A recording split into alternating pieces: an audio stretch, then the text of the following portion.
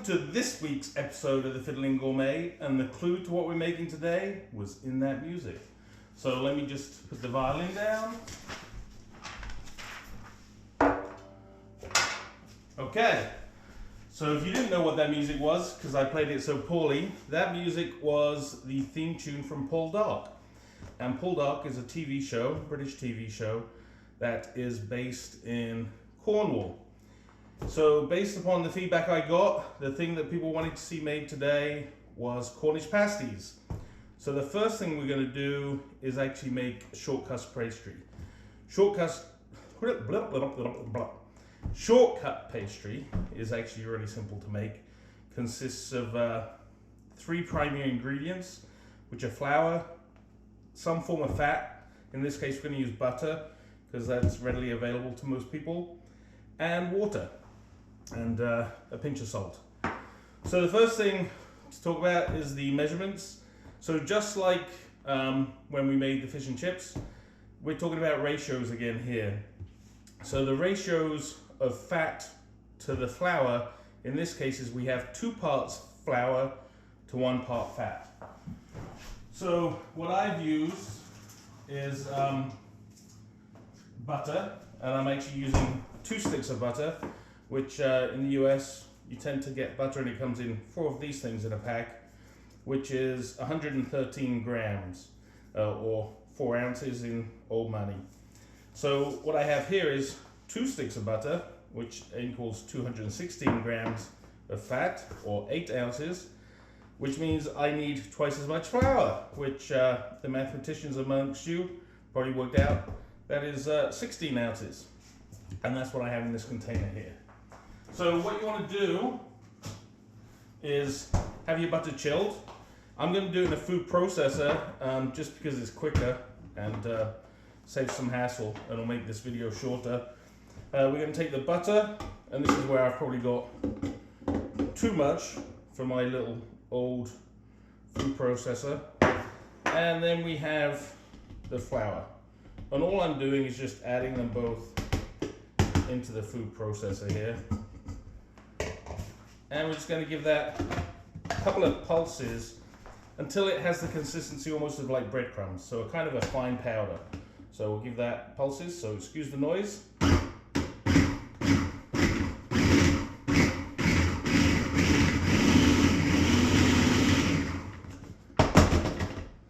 So you can see, I'm doing what you should never do, which is obviously putting your hand into a blender.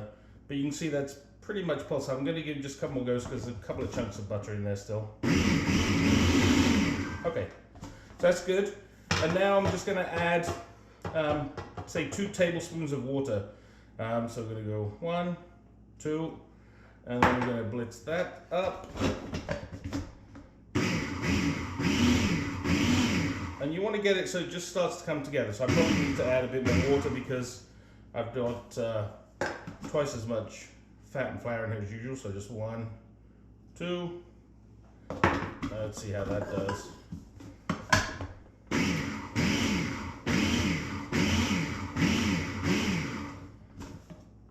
And it's not really clumping together very well. It's still too dry.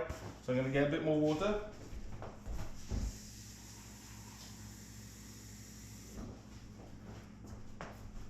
So again, 1, 2.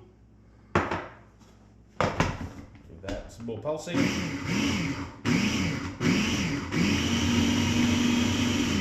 Okay, let's see how the consistency is now. And basically what we want to do is have it so it sticks together. So there we go. So now that you can see holds together.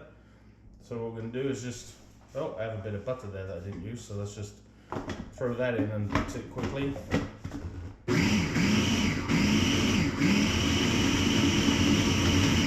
Okay, so you can see how this has kind of become pliable like a dough. You know, when they do this on TV, they have people that are secretly grabbing things like bowls and stuff away from them, so you don't see them moving to the kitchen sink and things. So let's get this out. And watch your sharp blades on these things. They're pretty lethal. Okay. So And now you can see we can get this, and we can actually pull this together. And all we want to do is just pull it together into a, you know, a nice single ball. And all I'm doing is picking up the bits from all over the place. And this is good. This is nice and pliable. Because we did this in the mixer, we don't really have to knead it the way if we'd done it by hand. If we'd done this by hand, we'd spend a good, you know, 5 minutes kneading this. So get down the ball. You're going to grab some cling film. And what we're going to do is we're just going to wrap this in cling film, and then we're going to just put it in the fridge for about 30 minutes, and we'll come back to that and make sure it's all nice and sealed. Okay, so let me clear some of this stuff away.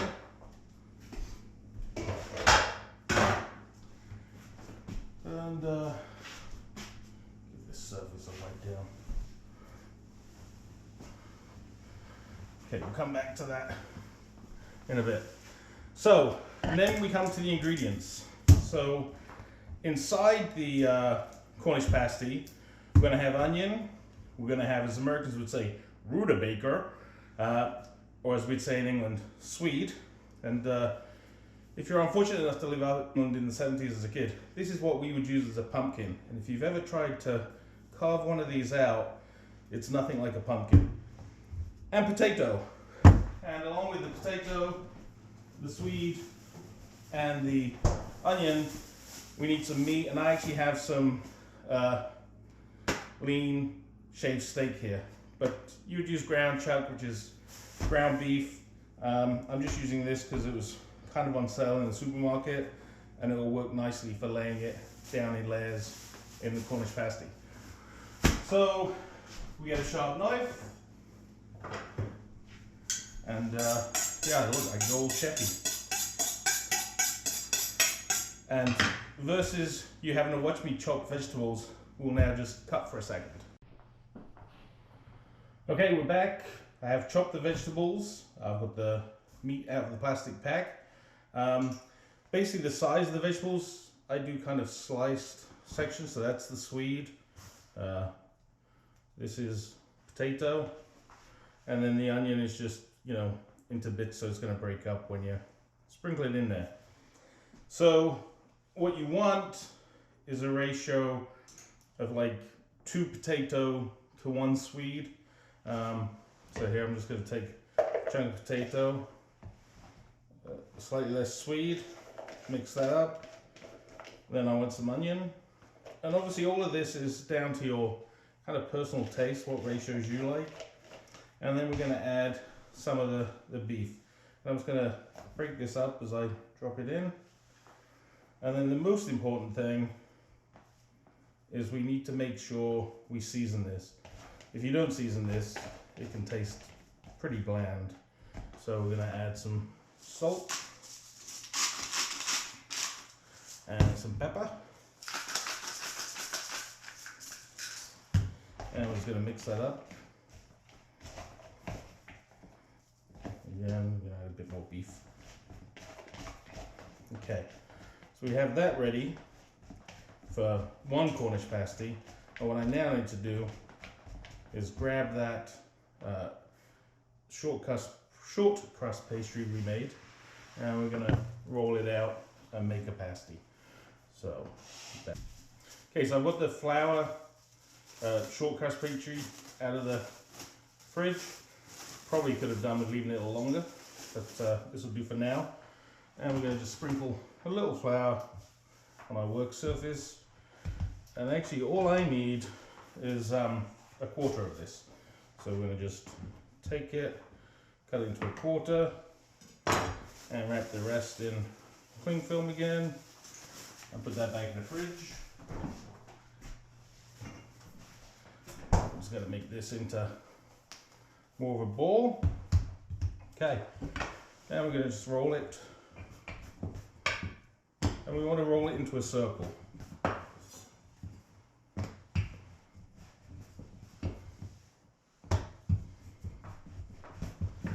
see there a big chunk of that butter that I threw in at the end.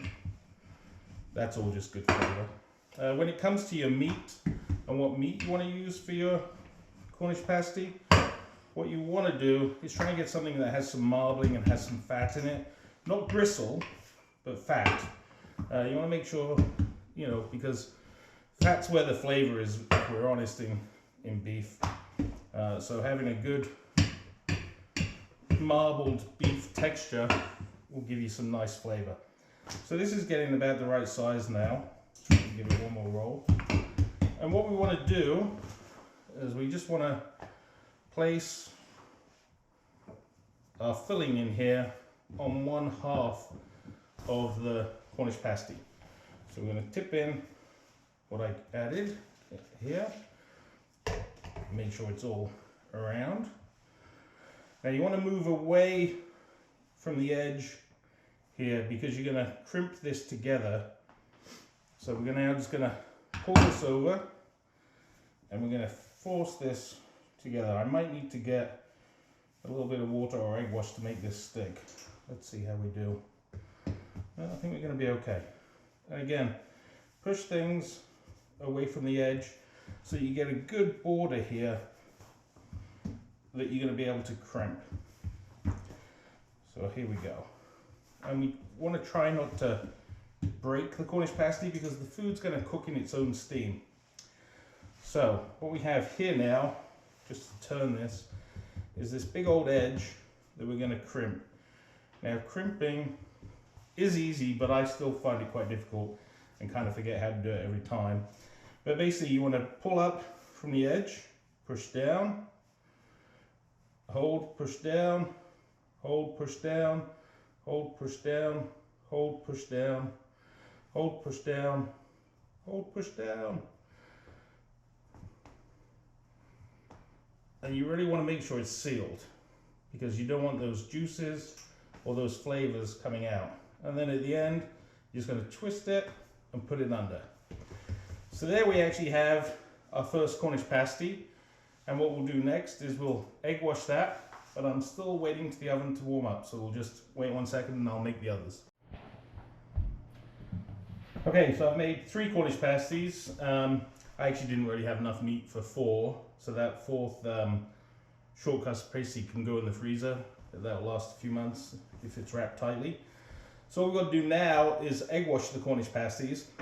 An egg wash is nothing more than just egg that you've mixed with a fork. There's nothing else in there, it's just egg. And we're going to brush down each pasty now. And we want to get a good coating on here, and this is what will give them, hopefully, a nice golden brown color. What we don't do is we don't punch a hole in the top because, as I said before, we want it to cook in its own juices and its own steam. So by actually keeping it sealed, none of that moisture will leave. Otherwise you'll end up with dry, beef in there. And we don't want that. And also we want the vegetables to cook in their own juices and the juices of the beef. So you're not going to get like a gravy in there, but it'll still be moist.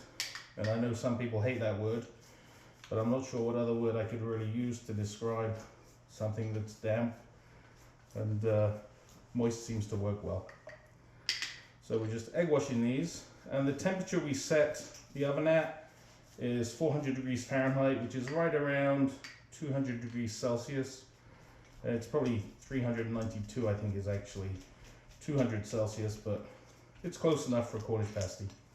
So we've set it to 400. I don't have a fan assist on my oven, so that's just the temperature as it is. And we're going to now pop this in the oven, which my oven's at 395, so it's close enough. We'll drop this in. And basically we're going to make that for about 45 minutes. So in 45 minutes we'll come back and we'll see how they've done. See you soon. So it's been 45 minutes. It's now time to take the pasties out of the oven.